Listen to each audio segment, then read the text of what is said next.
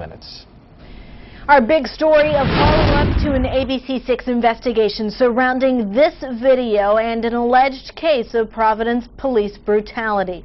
Good afternoon, I'm Allison Alexander. And I'm John DeLuca. Today, the suspect/victim, Luis Mendonca, was in court today facing assault charges on 2 RISD officers. ABC6 reporter Parker Gavigan was there in court today. Joins now live with new developments in this ABC6 investigation. Parker, what do you have? John, Mendonca was found guilty of assaulting those 2 RISD officers in a scuffle with them and Providence police just in that parking lot over there. Now, it may have happened on October 20th, but there is still bloodstains on the concrete, clearly, where Mendonca was dragged and beaten. Now, we've seen the video.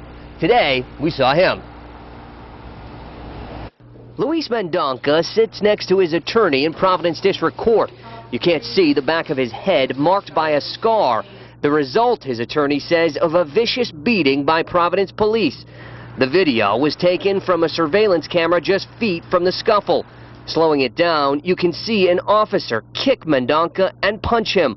Then another kick as he's being dragged away. It's just appalling that he was in handcuffs already. He was being held up by 2 guys.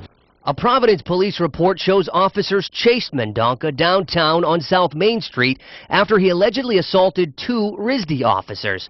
RISD public safety records say a man was attempting to get inside a school dorm on Westminster.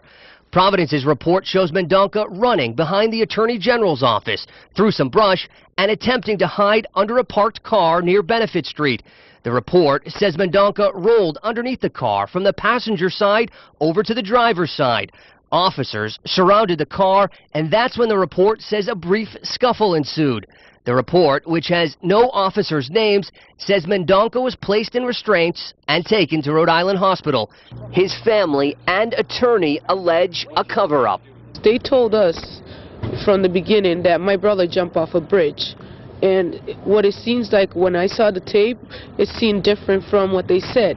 What would you suggest? Realistically, a guy is beaten by the police, brought into the hospital. His family can't get into contact with him for several days. They're told, oh, he's in there. They put him in under a pseudo name. I mean, it's not that difficult to add 1 and 1.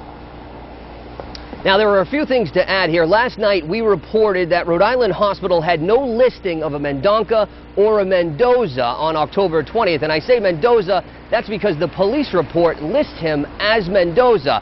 Now, earlier today, a spokesperson from the hospital says they found a listing for Mendonca on October 20th and released on October 22nd.